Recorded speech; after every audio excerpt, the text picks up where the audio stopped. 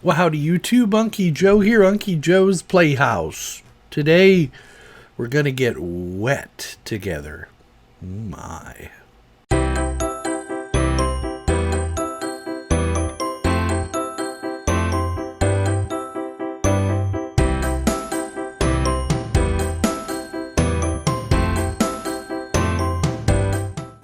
No, not that kind of wet. Get your mind out of the gutter.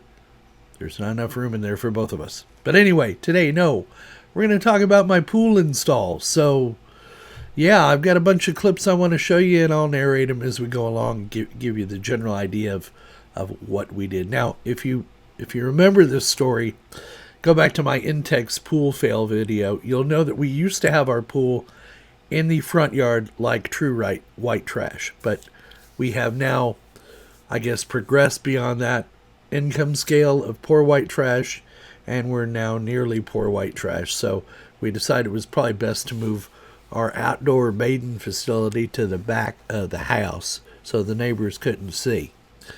So that's what we've done, and we had to wait because initially we ordered the pool at the beginning of spring.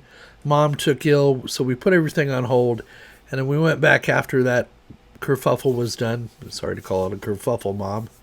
Rest in peace. Once we got that out of the way, then we were able to focus again on the home stuff, and we reordered the pool. But much to our surprise, pools are in high demand because everybody's locked in their homes because of this thing we can't speak of anymore. So, if that made any sense to you at all, you'll know why we've now ordered a pool and had it put in the backyard. But again, we had to wait till initially August 14th to have it installed. But I got a call a couple of weeks ago from the pool people, and they said, hey, we've had an opening. Would you like us to fill it? Yeah, there's no joke there. I said, sure. So they scheduled it for the morning of August 3rd. And the installers were here promptly and on time. I had to get some sand ordered in preparation for that, and you'll see that shot as well, getting the sand delivered. So that was about $350 for 5 yards of sand.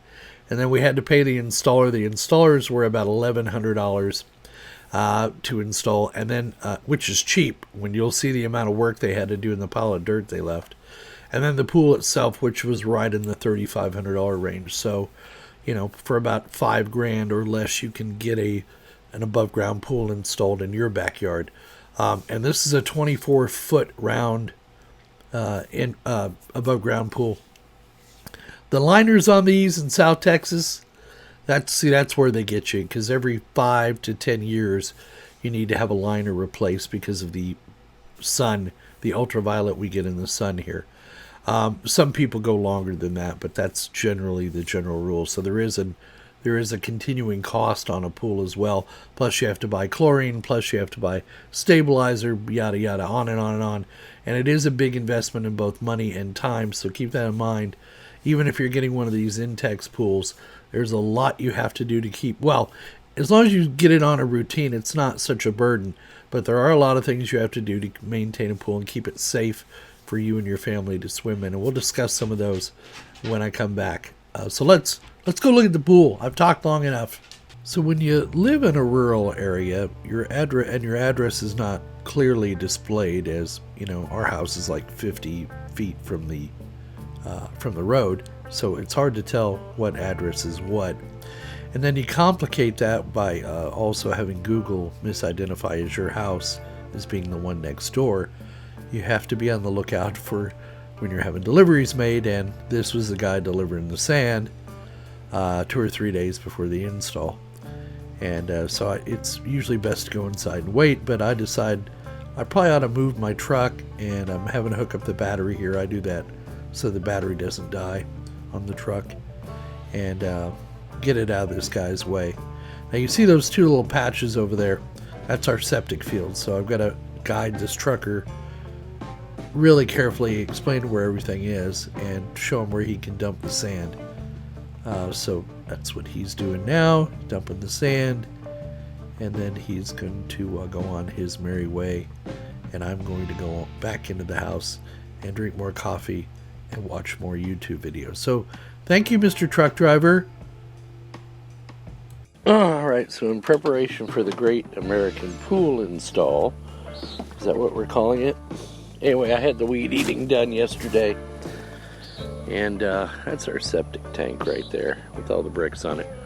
But basically the pool's going to go out there. So now this connection here is for the old, we had a pool here years ago above ground and just got tired of using it. So this is the old electrical that's going to be, I'm going to take that out today. And then, so we've got water right here, so it'll be easy to tie in. And then I had someone come out and dig me a trench so I could put the water and electrical out to where the pool's going to go, which is basically right there. And then there's a pile of sand for it. That's 5 yards of sand. So that'll be for the base of the pool, for the inside. So let me come over this angle. So we've got a tree right here. So basically the pool was going to go right here, but being as the septic's right there, that's a little close. So we're going to shift the pool over about 10 or 15 feet this way. So it'll actually end up coming over like here.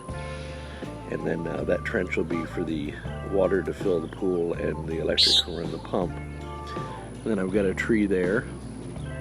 And then I've got this live oak tree right here, which likes to shed its leaves late in the year or early in the year. And so we'll have to be aware of that to keep them out of the pool. And then here's the back of the house. I'm going to run a new wire to right here. I'm going to put an electrical box in with a GFCI breaker. And then I'll have conduit like this that'll come down to the trench and then run out. And then we'll put a board in there with another outlet. Well, it won't be an outlet, it'll be a plug and a switch. And then the pool will just tie right into that. So I guess a little less talk, a little more action. Get this disconnected. So even though I'm having the pool professionally installed, there is some DIY I have to do on my own. So I'm going to bring you into my laundry room / store everything else I can't find a home for.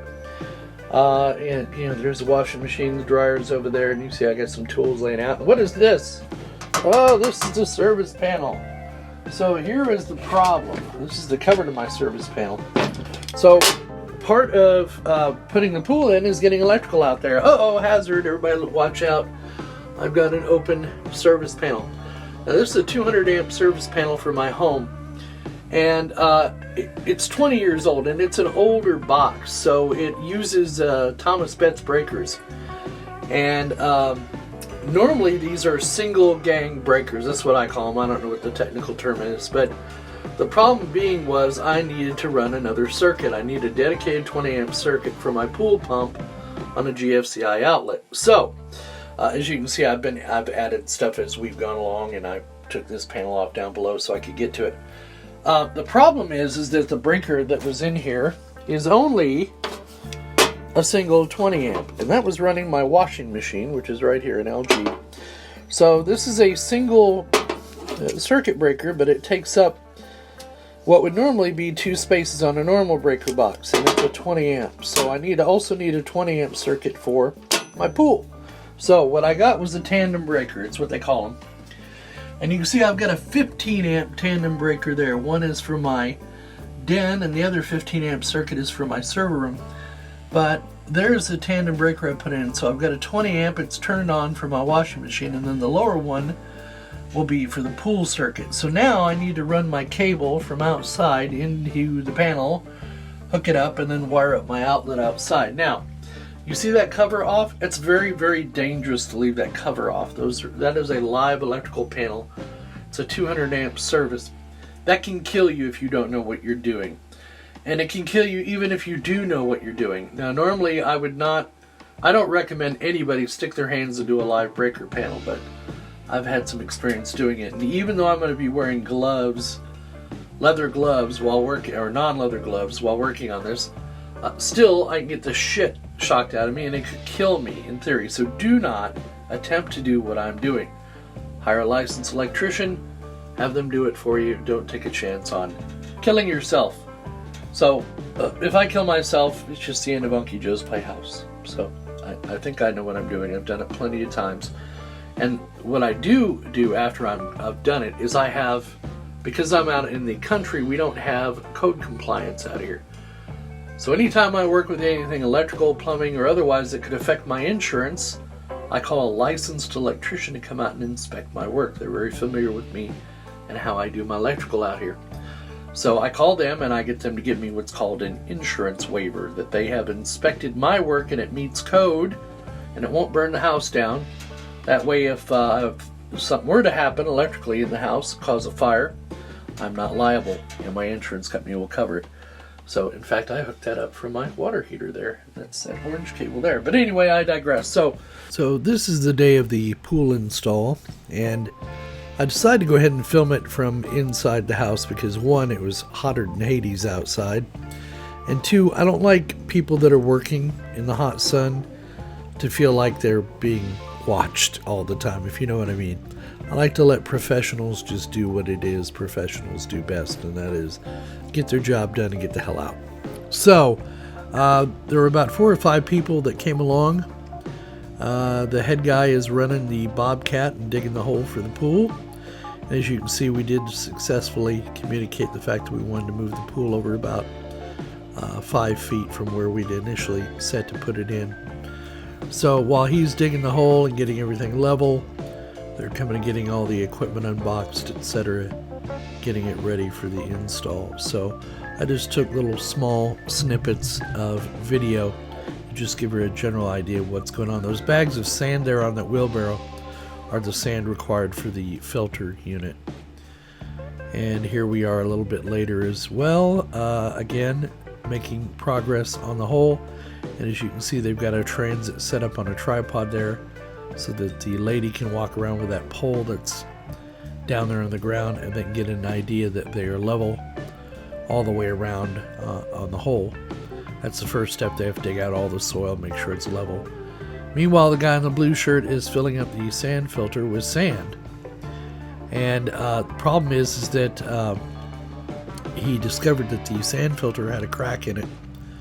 And so he'll get about halfway through filling it up, and then they have to take the filter, empty it back out onto a tarp, and take the sand filter back and get a new one because the one they had brought me originally was cracked. So too bad they had to do all that work, but it is what it is. And that's, one of the reasons I'm glad I didn't try to install this on my own. Because frankly, once you see how much work is required with the bobcat, and now they've leveled the hole or the ground, they've laid out the tracks, and they brought the sand in, and the sand does not get leveled. The sand, well, it does get leveled, but it's not what the pool sits on. The pool walls rest on level soil on concrete blocks within those metal tracks that you see. And then the weight of the pool bottom gets pushed down against the sand. That's why they use sand, so that you'll have a softer bottom. And we went ahead and got a cloth that'll cover the sand, give it an extra layer of protection. And we bought a pre-defined pool cove made out of foam, so that those are designed for areas where you set up a pool where washouts can occur. That is where a lot of water might be coming toward the pool. And here they are getting once they got it leveled and the sand in, then they can go around and start putting the metal walls up. And you see the inside of the pool is coated with a black coating. That's a rust protection that they put on the inside of steel wall pools. And then the service panel is actually made out of aluminum and not metal. Not that type of metal as the pool walls is. Alright, so we're going to go handheld for this. So it has been a couple of weeks since I updated the status. But the pool is installed, and I got the electric installed here. Don't put your hands into an open panel, but this breaker here I need to turn on in order for the pool pump to come on. So let's go outside. I'm doing this in the morning, but they're working on my road. Looking down in the yard, you can see there's the sand pile, what's left of it, and then over here is the beautiful and lovely pool. Now let me try to go down the stairs without falling. So yeah, I've got part of the electrical run. So here's the electrical. It runs over to a GFCI outlet to protect the circuit. There will be a cover on the top. Then we have to put conduit down to the ground into this trench, which you can see is slowly getting filled.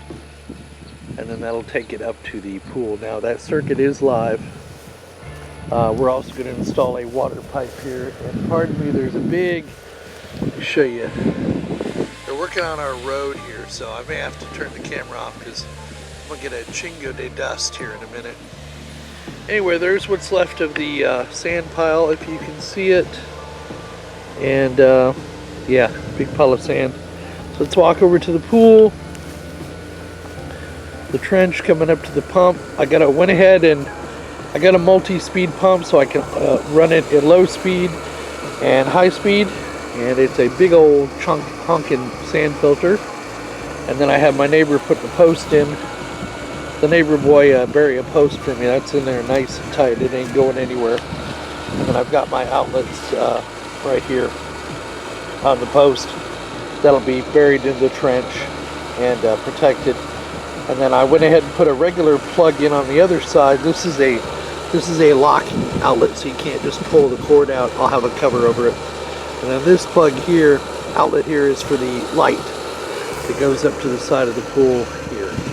I'll show you that in a second. So there's my skimmer basket. As you can see, the water is crystal clear. We've started to put the ladder in for the stairs. We'll get the stairs portion installed, and then we're just rednecking it for now and climbing up the ladder to get into the pool. I still have to come back in and backfill around the pool. I'm waiting again for the neighbor boy to get back from working with his dad in order to help me with that. So you can see they had to dig out quite a bit on this is the northern side of the pool. They had to dig out quite a bit to get the pool level. And then I'll give you a view back of the beautiful pool. And trust me, that water is very nice. I see my chlorinator is stuck. I'm going to have to move that. And there's the light over there. If you look to the right of where the chlorine and the wide skimmer is, you'll see a little gray piece going down into the water. That's the pool light. And it does light up the entire pool. There's the steps, and there's a tree, and here's the other side. So we'll just keep walking along. The other thing that I wasn't too happy about, but you know, can't do anything about it, is this huge pile of dirt they left me. Nothing they can do. I'll just have to hire a guy with a tractor and a backhoe and a scraper to kind of level it out for me, and we'll use it in next year's garden, I guess, or something. So here we go, continue on around the pool. You see, we picked a good location for it. However, the sun sets directly over there in August. So as you can see, we gotta get some trees in here. Here is the steps going into it. You can see a little bit better view of the skimmer and the light next to it. And again, still need to backfill. But yeah, money well spent. We will get good use out of this pool. Frankly, like I've said before, it's about the only exercise I get is in the pool. And it's good for my body and my bones. And let me get there we go. And I don't know if you can see the light or not. I can't see anything, so I'm kind of filming blind here. Yeah, I think you can see the light in there. Anyway, yeah, it's a lovely pool. And we will be getting a lot of use out of this. It is big. It's 24 foot round. I've got to get in there and get some leaves out of it. Shake my skimmer. Yeah, it's flowing just fine.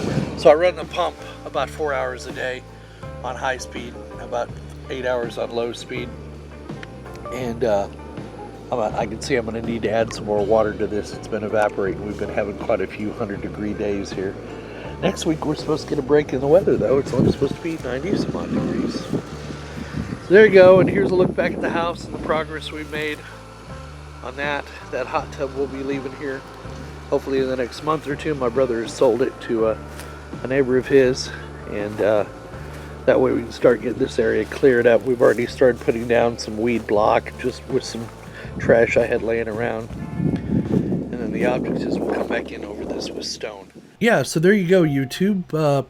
Pool installed. Now, what's ironic is The day of the pool install, which was August 3rd, I was outside and I had to get some bricks, some concrete blocks to bring to the guys for the pool to set the pump on. So I went up front with a wheelbarrow and took the old concrete blocks, put them in a wheelbarrow, and took them to the back. By the time I reached the backyard, I was probably that close to fainting. So I came back in the house and sat down. It took me a good 20-25 minutes just for my breathing to return to normal. And that's not normal. I mean, I'm a big guy and I'm generally out of shape, but I'm not that out of shape. And ever since that date, August 3rd, it's been a steady decline in my health over the past few weeks. So it was where I was only working 5 hours a day and I was sleeping or resting or relaxing the other part of the day. Now, keep in mind, I haven't had a vacation in years either. It could just be stress from everything accumulating. But my health during that 2-week period took a significant decline. And no, it was not the disease which cannot be spoken of, that to my knowledge. And about the same time, my neighbor next door got pneumonia as well. She's a lady about my age. So we were both kind of out of it. And it's not normal. Usually I work a 12 or 14-hour day, and then the rest of the time I'm sleeping or spending with family or eating or whatever. So it's just now that this week that I've gotten finally back to my normal schedule. So, yeah. But I am okay. I have been monitoring my temperature and my pulse ox and all that, keeping a close eye on it. And trust me, if it got to the point where I need to go to the hospital, I'm not stupid. Okay. I am stupid enough, but I'm not, in this case, stupid enough not to go see a doctor or a emergency technician if I need to. Plus, I'm a man, damn it. We never get sick. Men never get sick. My father never got sick. His father never got sick before him. Of course, they're all dead now, so that also says something about the theory that they never got sick. But I digress. So, moving on. Yeah. Money well spent? Yes. For us, money well spent.